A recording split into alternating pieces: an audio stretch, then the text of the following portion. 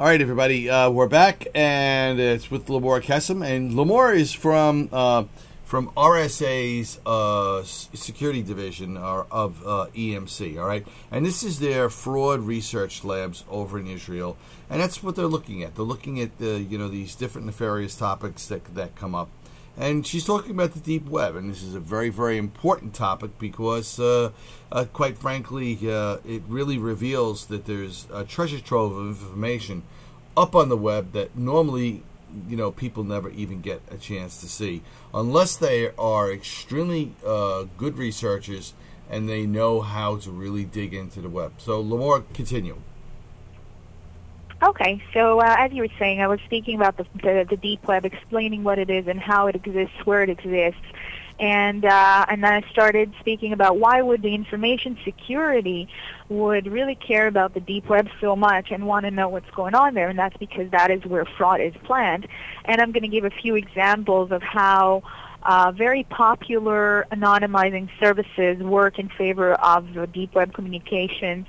And also relate to information security. So I'm going to talk about Tor, the onion router.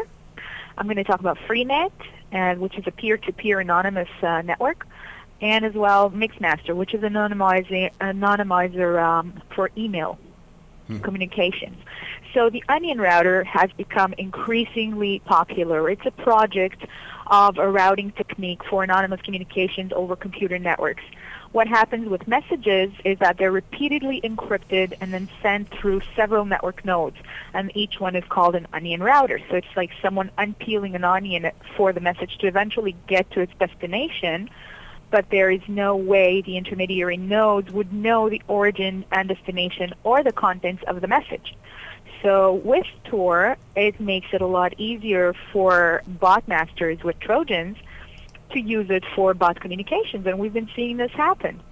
And these bot masters will just have the infected computers communicate first via Tor, and then send the information to the final destination, which is their mothership. There's also Freenet, which is a peer-to-peer platform for censorship-resistant, secure, and anonymous communication. So they use it for file sharing. They use a decentralized distributed data store to get information, to store it, and they have a whole suite of software working with the data store. And here too, fraudsters and botmasters can use Freenet to tie the botnet to an anonymous peer-to-peer network and have their Trojans updated through that, and even collect all the log files directly to the master computer on the network. And again, it's very anonymized. Nobody can see what's going on there. There is an anonymizer email called Mixmaster. It's an anonymous remailer, a server that receives messages with embedded instructions of where to send them. And again here, without revealing where they originally came from, I'm going to give an example that was actually a recent FBI got a warrant on such a service after there were bomb threats used by that service to send emails to University of Pittsburgh, to people in the University of Pittsburgh. And then the FBI said, well, I don't care that you want to remain anonymous. If you're going to make such threats, we're going to step in. And they seized the servers, and they wanted to see precisely where those messages came from. But these are ways that fraudsters leverage anonymizing services, and they would use that sort of a service not to send bomb threats, but to set up email addresses to where they receive the loot from phishing attacks, or use them to send out phish and spare phishing emails with malware using those addresses. If they have a targeted attack and they know it's going to be investigated later on, then they would go for that sort of service. So in conclusion, I think that it's more important than ever to know about the deep web because it is larger than ever today. And there is a big movement in the underground that many fraud services and many more serious crimes are going deeper into the invisible web, leveraging these sort of services, leveraging anonymity, and making themselves a lot harder to track.